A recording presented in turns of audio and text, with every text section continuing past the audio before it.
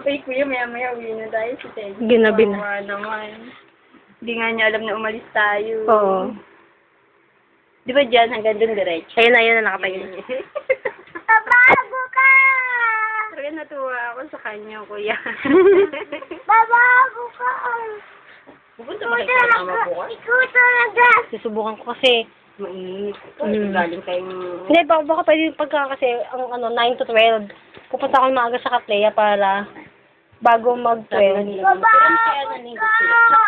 Buti ko kahihirap yun. Hindi, siguro sila ikaw pwede to hindi. Makakamiss yung batang ito. Pwede naman, kaya lang. Siyempre, ilang oras lang dapat. Open na Dapat hindi nakamotor, nakatricycle. Talagang ayaw niya, no? Binigay ko na kung paano tamang hawak ng dedo. Ayaw talaga. Ganyan pa rin ang gusto niya. Sana yan? Talagang Superman. Sabi mo, Superman siya? Ano kaya? Bakit kaya? Ganyan pala siya mo. Hindi, nung baby siya, ganyan din siya eh. Ilang months pa lang.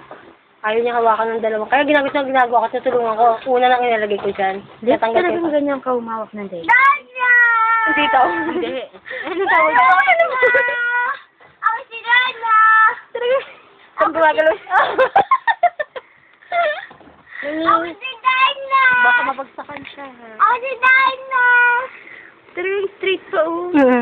Nakakatuwa. Ako si Dana! Alam mo kung bakit? Kasi hawak niya. Pero pag hindi. Kasi hinahanap niya yung una na yan eh. Okay, minsan ginagawa ko. Pinukuha ko yan. Nilagay ko sa kanya. Ayan. Sorry! Oh, ganyan pa rin.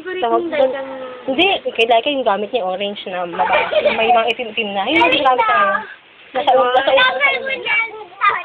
Si Laika naman yung puntang madumi ang gusto. Talagang kahit hawak na, tingnan mo, mas lalo mahirapan yata ngayon. Hawak na yung unan, hawak na yung dedo. Yun nga eh. Pero isa talaga lang. Di ba nagkakaroon na ano yun? Yung ano? Nangangalay. Ito, lagi ko itong nilalaban. Nawash ko yan. Kasi washable yung dryer ko. Tuyo agad eh.